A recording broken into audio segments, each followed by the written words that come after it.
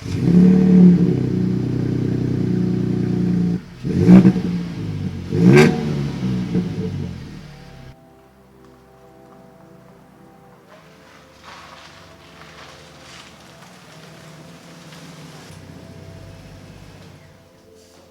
this truck right here is the definition of budget build. None of the parts on this truck exceeded more than 500 bucks. And that right there is saying a lot. Now, of course, the more often you buy lower quality, I shouldn't say lower quality, I should just say cheaper products, the more likely you're going to encounter some issues. Or as they like to call it, you get what you pay for. And this grill right here is prime definition of that one. Putting on an aftermarket grill is probably one of the most basic common things to do to your truck.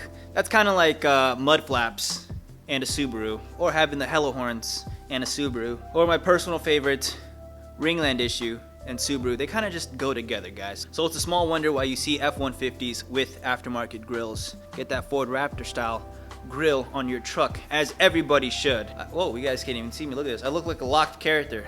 There we go. My gosh, we need to fix the lighting in the garage, guys. So some of you have Ford stamped across the front of the truck. For me, I got it tramp stamped on the tailgate. Which, by the way, need to get this fixed. The double-sided tape came loose a little bit, and kind of in other areas too, so gotta get that fixed. So what we have behind me is the Ready to Rock, or RTR style F-150 grill for 2018s to 2020s. And I bought this grill off of eBay for around 280 bucks, which, by the way, is not cheap at all for an aftermarket grill. And I've had the grill on for a little less than a year now, and we are already having some issues, guys, if you can already tell. I mean, this grill looks great, guys. It's super unique. It's very different. You don't see this out on the road. Not only that, but seeing other truck owners just break their necks and turning around, getting a second glance, definitely feels awesome. But unfortunately, this grill right here has been giving me a few issues now, and I want to quickly share with you guys what it is about this grill. Second issue coming up. You can already probably tell. Look at this thing. Look at that. Got like 2 LEDs that seem to have somehow burned out very quickly. Now remember, I've had this grill for only about a year now, and the lights are already starting to show some major wear. Here's another thing you probably can't tell right now, but look at all that moisture. We got moisture inside of these amber lights. This one not so much. Actually, all three of them have moisture because I've seen all of them have it, but some just have more than others. So that's another pretty big con when it comes to this grill. Let's see if we can get the lights to function. Now the way I do it is I just politely ask. Look at that.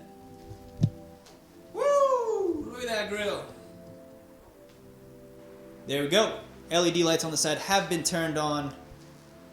Just need to move around some cables. Look at that. Got another one.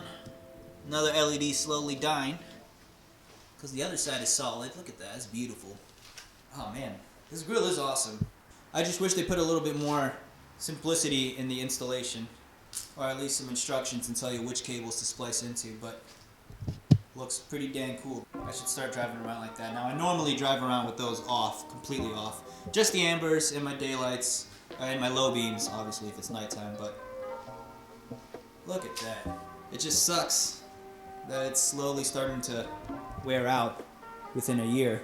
It's a dope looking grill, guys. I just wish they put higher quality LEDs, some better installation instructions, of course, and maybe a relay, guys. I feel like a relay is probably one of my issues that I have with this. I don't know. The whole electrical on this truck from the factory is kind of funky. Don't know why. But sometimes when I have the grill lights on, all the lights will just turn off apart from the ambers and then my low beams. So it's so weird. I think the LEDs are causing some sort of interference. Here's the third issue I have with this grill. Ever since I put this grill on, before I even had these aftermarket headlights, guys, I had the normal halogens from the factory. When I had this thing on, guys, my key remote stopped working. And I was reading up online, and apparently LEDs do emit some sort of signal that could potentially block the receiver signals from your remote.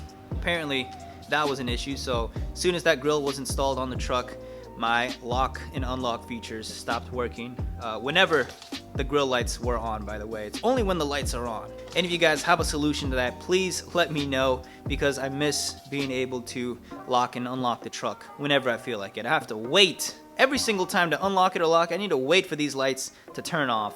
That's another big thing they don't tell you guys. Alright, so here's a quick test. Truck is off. I have the key here. I'm gonna go ahead and lock it. You just heard the lock. None of the lights turned on, by the way, but it's only when you unlock it and when your environmental lighting comes on is when the key fob stops working. So lights are on, everything's on, but now look at this. I'm gonna try to focus in on this. Lock it. Doesn't work. Unlocking. Doesn't work. Panic. I'm holding down the button. Doesn't work. Key fob is rendered useless, guys. But that's a pretty good sight. Lights are off. We'll go ahead and try that one more time. I'll do unlock again. Works just fine.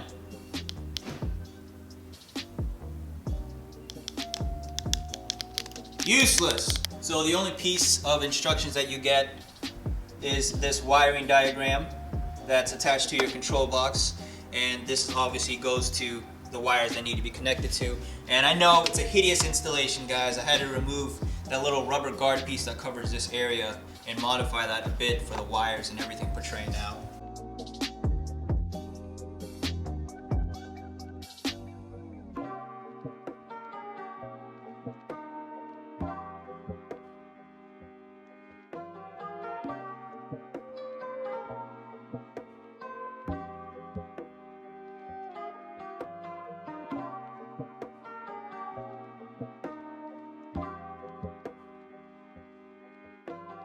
Alright, so here's just a little tip.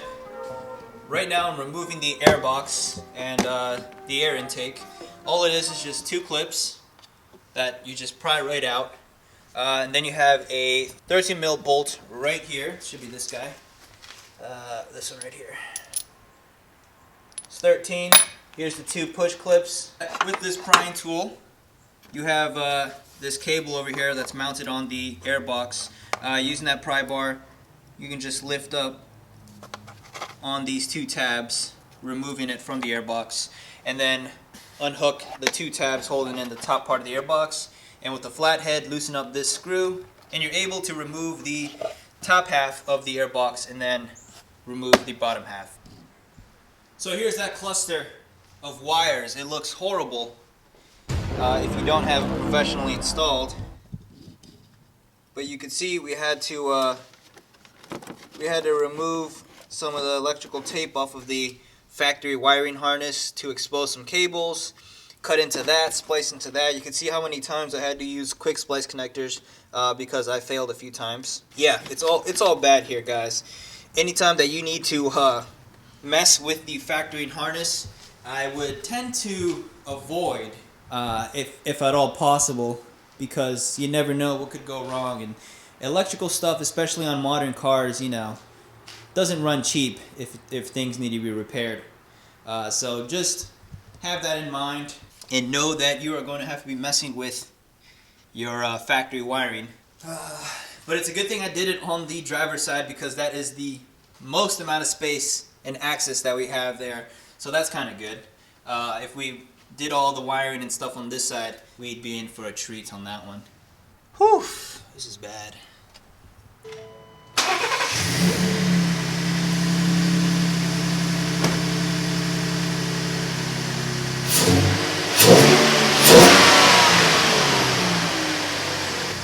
Oh yeah, we boosted the truck, baby. Woo! This thing is sucking air.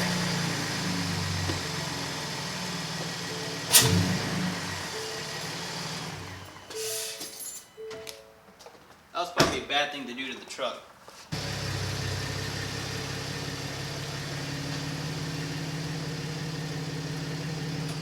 Truck is in desperate need of a wash. Look at the birds, they just went to town on the truck. So there you have it.